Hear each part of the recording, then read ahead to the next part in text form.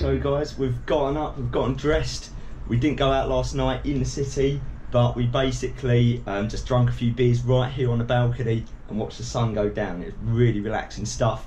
Great way to see the city. So it's our second day in Košice in Slovakia, and today we've got an authentic tour of the city and its outskirts to some of the sort of secret hidden places which aren't included in the sort of obvious tourism, such as the cathedral that we looked at yesterday. Instead, we're going off with this guy Slavo in his little 80s Skoda, and he's going to take us around parts of the sort of Soviet remains of Košice, including an old Cold War bunker, abandoned factory, memorial to Lenin, a few bits like old estates and stuff, all in his car, apparently with some authentic food and drink. So looking forward to this. As someone that likes to go off the beaten track, I think this is going to be really good fun and a little bit different to what you'd usually get to see visiting the place. So fingers crossed we actually get to see some good stuff. We're going to go and meet up with the chap right now. We begin our tour by looking at Košice in the present. Being designated as European Capital of Culture in 2013, the city is now an epicentre for arts.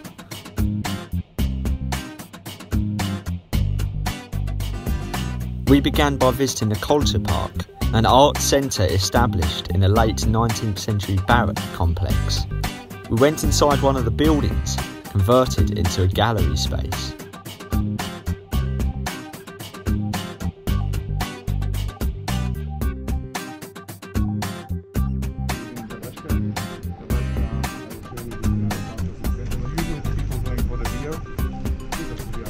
Numerous giant murals can be seen painted around the city by artists from across Europe, entitled the Open Mural Gallery.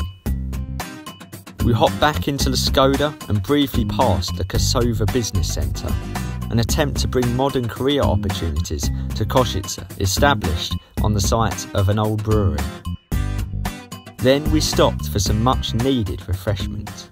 Slavo showed us a selection of old drinks bottles that he'd collected, including a classic local beer, Vinir, a fizzy grape drink, and Kofola, a herbal alternative to Coca-Cola, drunk by Slovakians before the Soviets allowed Western Pepsi to be imported in 1985. Waiting over here because Coca-Cola was not allowed. Yeah. And then it's coming allowed the Pepsi, what was make agreement in the 1985. They opened the market, Soviets opened the market for the Pepsi only. And it was a huge leap for the Pepsi also, because they're trying to compete Coca-Cola, but on the market what was already established, it was really difficult because Coca-Cola is super strong. But when you open the completely all new area, new completely, and it's abandoned for the Coca-Cola, the Pepsi is like really successful, because now they are selling a lot of things under the license. And that was like typical the brand, how it looks like the first one. The later is coming the more modern. And Kofola, this is funny because it was so famous, Coca-Cola, in the Western countries, so the request was to establish also something similar over here. So when you will try, Kofola is somehow more herbs, but it's kind of fake Coca-Cola actually. And when you're coming to the other villages around Košice and you taste at that time, in every village you are asking for the Kofola because there is no other allowed, you will see that you will taste like 10 completely different tastes, because everybody is trying to make fake of the Kofola and earn some money at that time. He gave us some of the drinks that were still being produced to try. So then later, when it's coming to the revolution, the Kofola tasted a lot more natural than Coke, in my opinion. It's interesting how much a few drinks bottles can actually tell you about a place's history. This is when the tour took a more serious turn. We'd seen the vibrant future of Košice, but next we had to appreciate its troubled past. We stopped at a brutalist building, ironically named the White House, once the Soviet Politburo political office for the area. Slavo had explained Slovakia's struggle to rid itself of oppressive socialism, with violence in the Prague Spring uprising having occurred where the modern all-park shopping centre now stands. While some elderly generations still preach the benefits that socialism brought, Košice has largely tried to erase such reminders, including the Politburo's hammer and sickle and Lenin statue. So where did this mighty statue of Lenin end up, you may ask? We got the answer several hours later after driving from Košice out into the countryside. On an overgrown plot of land behind a warehouse complex for the East Slovak Museum, There the rejected statue of Lenin stood, rising from the shrubbery. One of the many surreal sights to come on this tour. Slavo explained that the other statue left here, of Košice's highly problematic first communist president, Klement Gottwald, used to stand outside the St. Elizabeth Cathedral in the city centre, but has now been replaced with a coat of arms and an angel. Yeah, I think we did see that. And instead of the angel, there was this guy, the Klement Gottwald, for a lot of years actually standing there. And he was like inviting, or he was the first thing what you saw when it's coming. And he was first communist president after the World War II, and he was the guy who was responsible for all bad things happen after the World War II when they coming. They ruined the democracy because it was still in the constitution, but on the level very. Yeah. So he forced the president to put down to accept the demission from the government at that time, and he has to lead to another election to prepare the country to another election. Until that day, he make like all important positions in the state put their communistic leaders.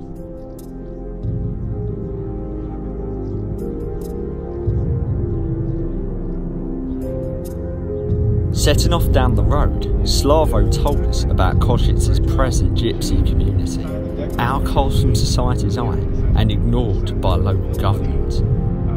Is allowed to travel around Europe. We approached one of the most striking places I've ever seen, Lunik 9, a notorious district where the council had turned off hot water and electricity supplies, and it resembled something out of a war zone. Oh right, I see, yeah. You can see over here the football playground full of the grass or something over here. Yeah. You have to be careful with the camera because they don't like Oh really, yeah, but they rather not. You have to somehow I don't want to but this do anything. over here, this is still place of the living where the people has electricity and the water. Yeah. But the other places are already heat out, or water or electricity. And the city is coming, supply company, when you are switch off the electricity or the water from the flat in the block, usually it's really easy to reconnect by wire, or it's really easy to reconnect back. Yeah. So the city is coming with the situation that, the new one, we have an idea how to deal with this problem is that it's coming that let's put all of the families who is paying the rent to the one block and who is not paying rent to the another block. Yeah. And it's coming the situation they switch off completely. Children were playing in the stinking streets of sewage, whilst mothers threw dirty water from their balconies. Unable to work in the city due to their gypsy heritage, these people live in squalor, alien to the Western world. I was told to hide my camera, and at this point I moved the camera down completely as a group of men holding bits of wood in the street shouted abuse at our vehicle as we drove past them. I hate to imagine what had happened if we came to a stop, but likely we would have been battered alive. I couldn't help but feel extremely privileged to be on the inside of that car. Having escaped the slum alive, our next destination was another district, built for workers and students at US Steel Košice. Post-war, this steelworks was responsible for the city's growth under socialism, and much of the apartment blocks throughout Košice were built in response to the city's growing industrial population. Every clear message that no alcohol at all, you can have everything what is needed, but no alcohol because we need to avoid anything what is connected with the alcohol, any accident or something. Oh really? So the people living here, do they live in or do they work in the steelworks? Yeah, but before it was 40,000 workers, what is the highest level of the 80s, and now it is... Slavo took us to the original steelworks school, where students still train to work there today. Along with the old Skoda, this view provided a completely authentic glimpse of the 1970s Košice.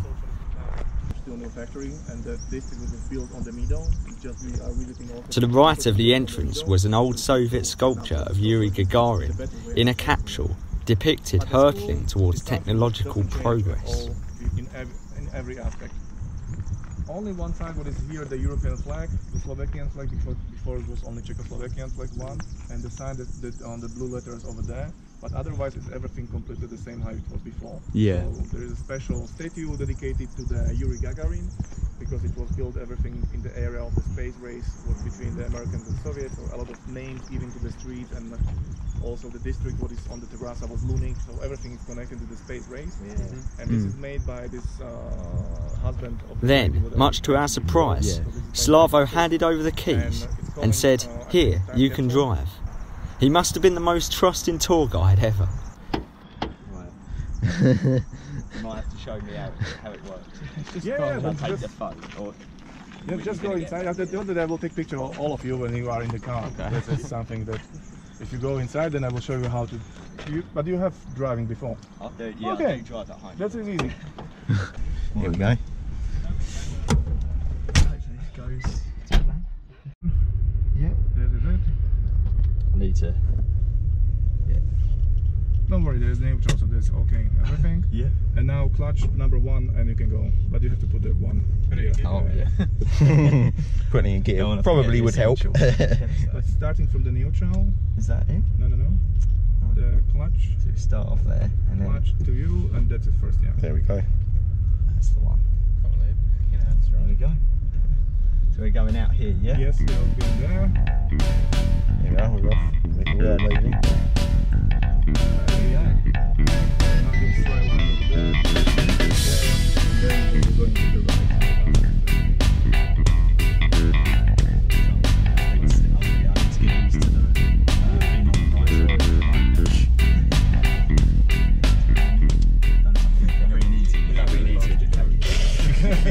It's typical sound of this during the ride over.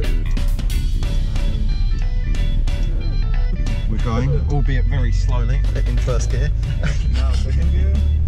Apart from the gear stick being a little wobbly and the clutch a bit firm, she was actually a pretty smooth drive. My lap was solid, albeit at a rather slow pace, slowly creeping round the corners, not wanting to damage or scrape the old motor.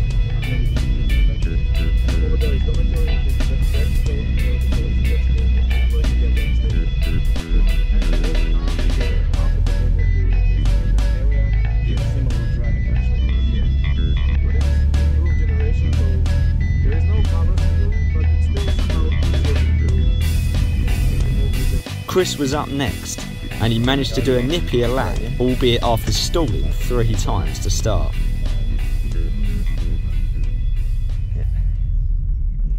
Oh, there we go. I'm alright. I've already won. Because it's not really so sensitive, so don't worry. No. Okay. Yeah, Okay, you know how to do. You have the clutch. getting it going was a bit. Right, okay. And way down, and more gas, and that's easy. Don't worry.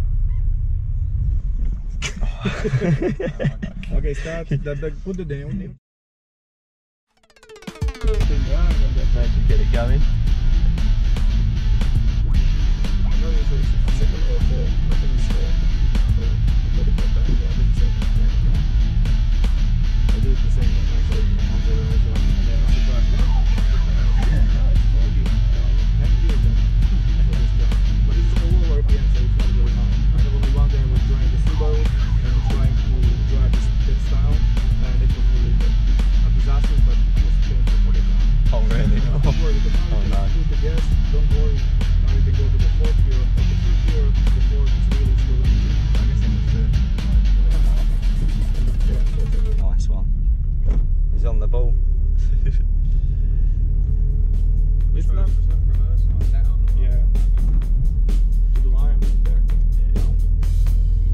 Motor getting wrecked. Yeah, finding out how she works. Finally, Michael hopped in, slamming the accelerator at the other extreme, and we hurtled towards a wall before a sharp turn at the end. If it wasn't gangs that would kill us here, it would probably be ourselves.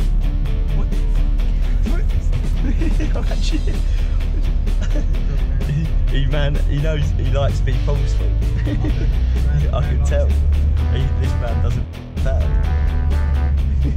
Loves to throw the old lady around a bit. Yeah, I don't know. So now we are going back to the city, but not on the way where we came, because it's already the same way, 4-way road, which is coming to Steel Factory. But I will show you a little bit countryside, and then coming back to the city from the other side. Yeah.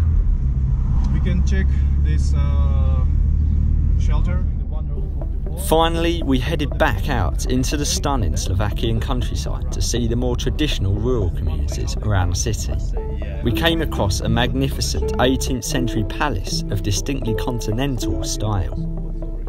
I realised Košice was a place of torn identity, with elements of classical historical Europe dating to its Hungarian rule, juxtaposed with Eastern brutalist architecture imposed post-World War II under Soviet control. Stay tuned for next time as we continue our tour of authentic Košice, exploring 2 abandoned locations tucked away in the city. Firstly, we discover a flooded Cold War bomb shelter for an entire district of people, and we next explore a decaying industrial complex for the production of magnesite, one of the city's primary post-war exports.